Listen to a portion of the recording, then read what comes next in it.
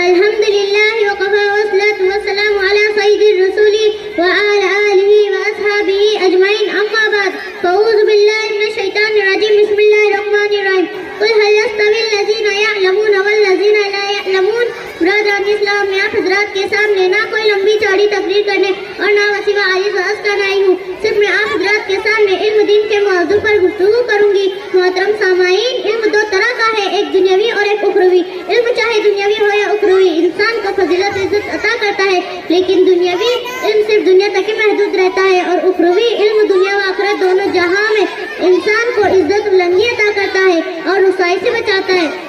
محترم حضرات، ابو الاسود فرماتے ہیں کہ علم سے زیادہ کوئی چیز عزت والی نہیں۔ بادشاہ لوگوں پر حکومت کرتے ہیں اور علماء بادشاہوں پر حکومت کرتے ہیں۔ دوستو، اہل علم کی زندگی میں سب سے پہلا مرحلہ علم ہے۔ جو لوگ اس راہ سے گزرتے ہیں وہ جانتے ہیں کہ یہ دور کتنا صبر آزما ہوتا ہے، اور اگر طالب علم مخلص ہو تو اس کی زندگی مزید دشوار ہو جاتی ہے، لیکن اگر دل میں عزم ہو اور حوصلہ جوان ہو تو مشقتیں بھی کافور ہو جاتی ہے۔ علم ہی تو وہ دولت ہے جس کی وجہ سے انسان کو اشرف المخلوقات کا خطاب ملا۔ محترم دوستو، آج مسلمانوں کی پستی اور درماندگی کی وجہ یہ ہے کہ ہمارے اندر عزم و حوصلے کی کمی ہے۔ ہم علم کے بجائے جہل اور ناواقفیت کے اندھیروں کو اختیار کرتے ہیں۔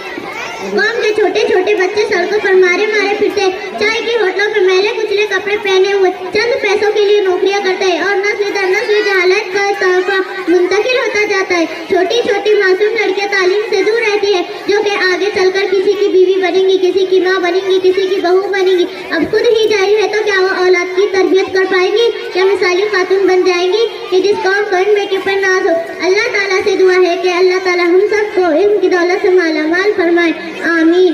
کچھ ضروری تو نہیں جان بچائے رکھنا، کچھ ضروری تو نہیں جان بچائے رکھنا، جان سے بڑھ کے ہے ایمان بچائے رکھنا۔